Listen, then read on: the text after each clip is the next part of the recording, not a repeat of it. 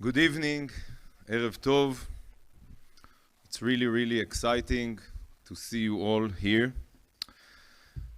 Dear friends, as you know, the news in Israel over the last month has been focused on our rerun elections and political infighting.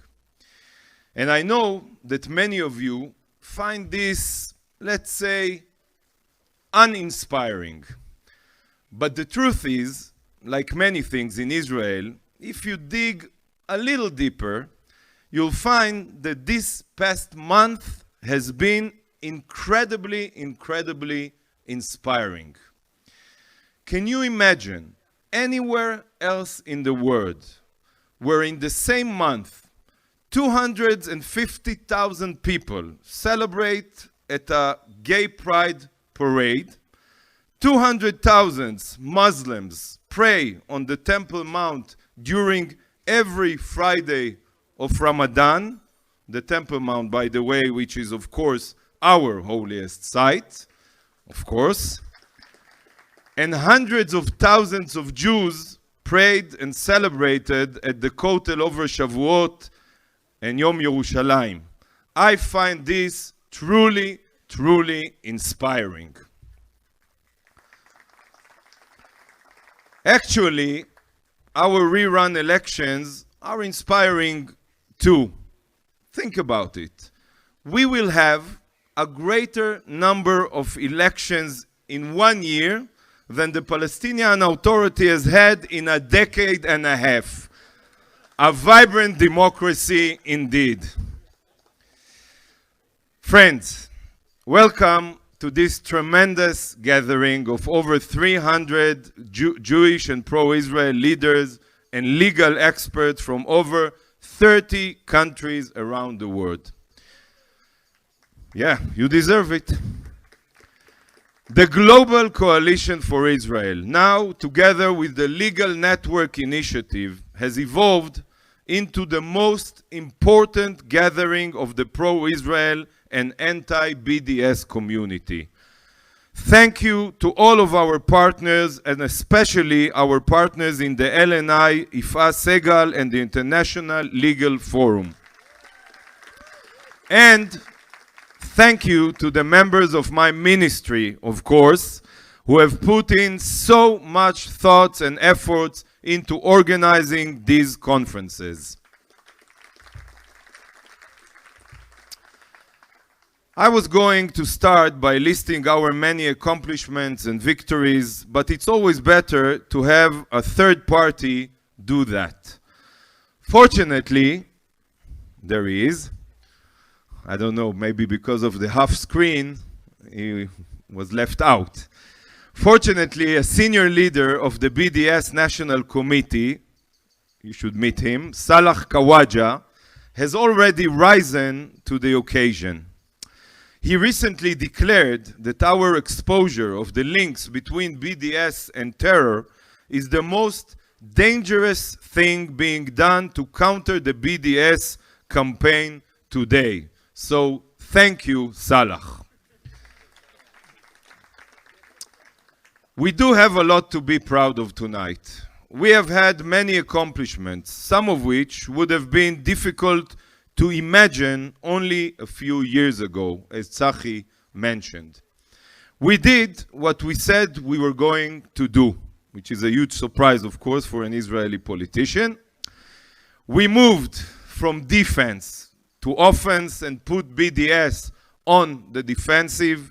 We built the network to fight the network, and we pulled off the BDS mask and exposed its true face. First and foremost, we're exposing the unholy trinity of BDS, terror, and anti-Semitism. The more we dig, the more connections we find. Our research on the BDS terror connection, which culminated in the Terrorists in Suit report, exposed over 100 links between BDS leaders and designated terrorist groups. This research has provided the basis for actions by many in the pro-Israel network, including the closure of numerous BDS bank accounts. The growing awareness of these links is making BDS terrorists unwanted in civilized countries. Here is an example from this past March, when the German authorities deported prominent BDS activist and terrorist Rasmia Ude, who had come in Berlin to take part in a BDS event. And in April, as you heard probably, Omar Baraghouti was denied entrance into the United States. I wonder why. We're also exposing the anti-Semitic nature of the BDS campaign, the way in which it injects anti-Semitism into mainstream discourse and creates a hostile atmosphere for Jews. More and more countries and institutions are adopting the IRA and State Department definition of anti-Semitism, which incorporate both classic and new anti-Semitism. The groundbreaking resolution of the Bundestag recognizing the anti-Semitic nature of BDS was the most important step yet. I can share with you that we will be revealing this September, God's willing, an extensive report exposing the anti-Semitic rhetoric and actions of BDS leaders. We hope this report will assist the pro-Israel network to convince universities that countering BDS and their violent and bullying activity on campus is not an issue of academic freedom or free speech, which of course we support. It's an issue of preventing anti-Semitism and racism disguised as BDS from threatening and silencing Jewish students and supporters of Israel. We are happy that all universities have refused to recognize boycott resolutions, but they should take much stronger action against extremist BDS campus groups.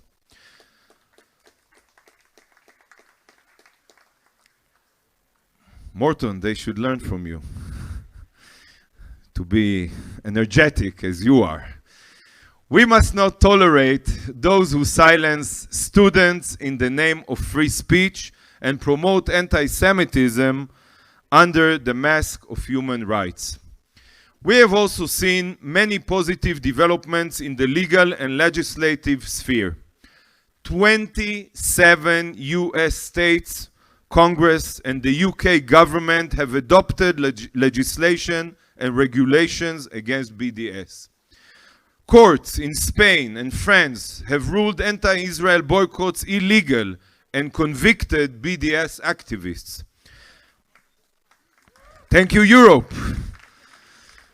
Sometimes good things are happening in Europe as well. There have been more than 50 lawsuits against BDS over the last several years, many of which have been successful. The power of legislation and legal action was seen in the successful efforts led by people sitting here to reverse, of course, Airbnb's boycott.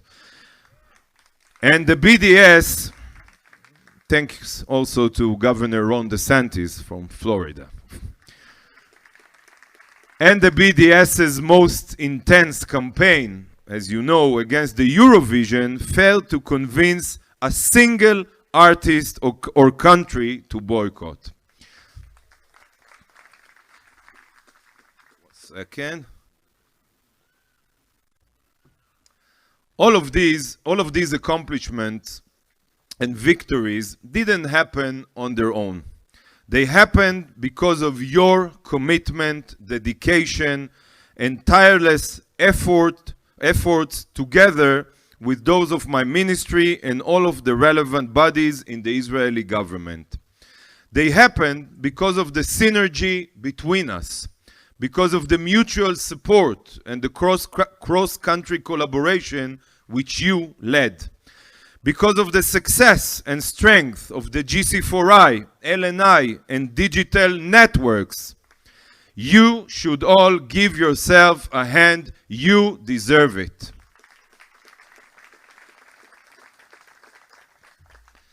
However, we must not be complacent. The BDS campaign may be on the defensive, but they certainly haven't given up. They're adopting new strategies and targeting new populations. They're increasingly trying to frame their boycott cause as relating only to the settlements. But their claim to be focused only on the settlement is a lie, and you know it. It's only one of their masks and tactics. I know that you all understand that their true goal is to isolate Israel, undermine Israel's economy and security, and bring about the end of its existence as a Jewish state. Their claim to focus on the settlements is simply a gateway drug. To recruit well-meaning but naive, useful idiots to their cause. Two central examples of this tactic are the United Nations Human Rights Council blacklist, which includes hundreds of Israeli and international companies just because it's claimed that they have some connections to activity over the Green Line. And the campaign to boycott Israeli banks, allegedly because they provide loans and ATM machines to Israeli citizens living over the Green Line. But obviously, anyone trying to drive major multinational companies out of Israel or to blacklist Israel's banking system is aiming to undermine the country as a whole.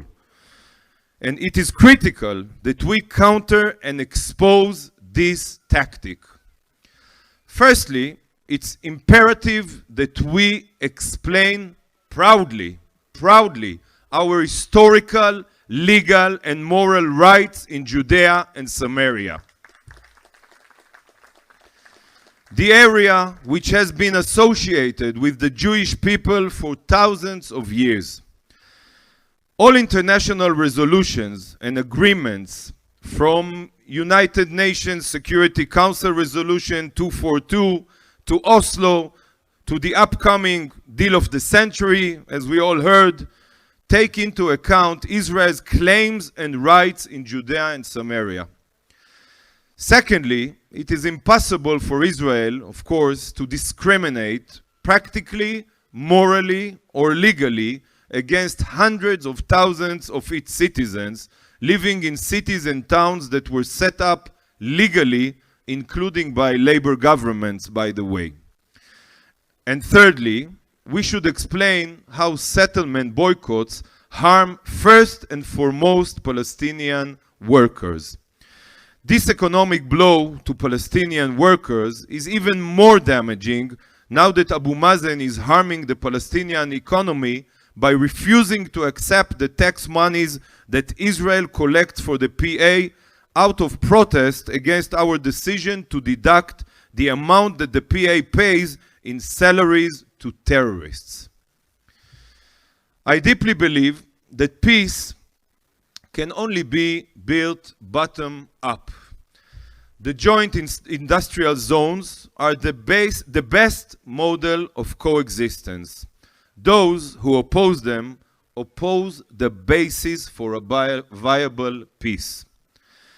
When SodaStream closed its factory in Mishore Edomim, the only result was that 500 Palestinians lost their jobs, and 500 Israeli Bedouin citizens became employed. In parallel to countering the lie of the so-called settlement boycotts, we need to continue to expose the deep connections between BDS and terror, because it proves their real ideology, which is definitely not peace. We've only exposed the tip of the iceberg. Terrorist organizations are using BDS to advance their agendas in the West. We call this terror washing.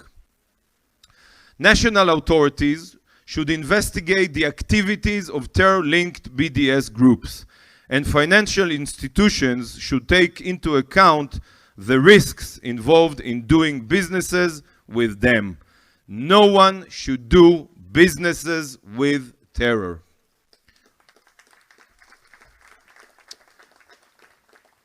Perhaps the greatest danger we face is the BDS's aggressive efforts to target minorities and progressive groups with their campaigns of lies.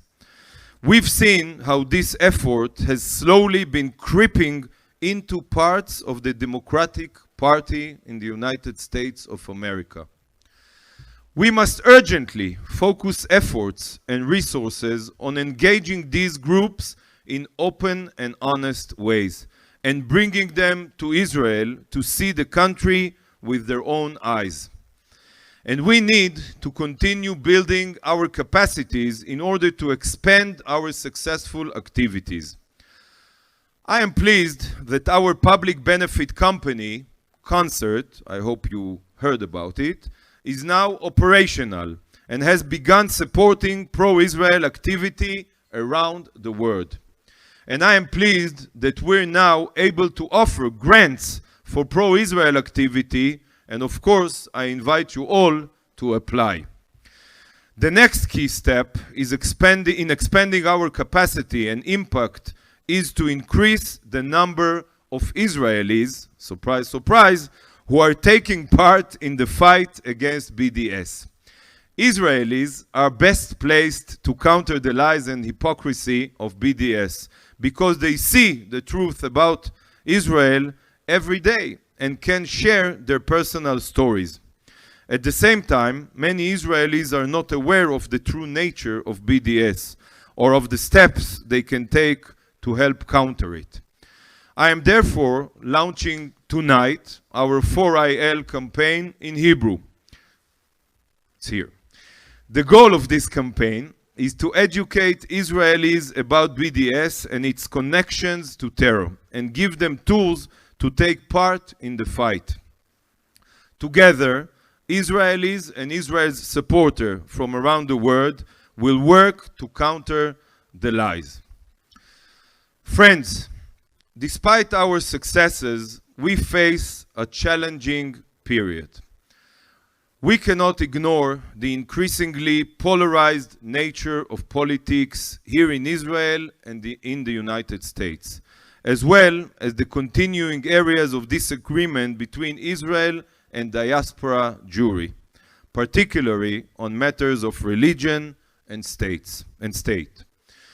It's crucial that we make every effort to listen to each other and find solutions to our disagreements that take into account both the complexities of Israel's very vibrant democracy and the overriding importance of the Israel-diaspora relationship. The next Israeli government needs to do a better job of internalizing the importance of our relationship and addressing your concerns.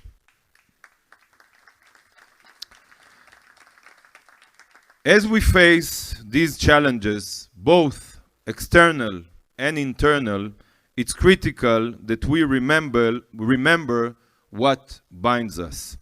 We must stand together in the face of rising anti-Semitism in all its forms. Friends, the shooter in Pittsburgh and Poway didn't care whether their victims were Reform or Orthodox, Republican or Democrat. BDS seeks to weaken our belief in Israel's right to exist as a Jewish and democratic state.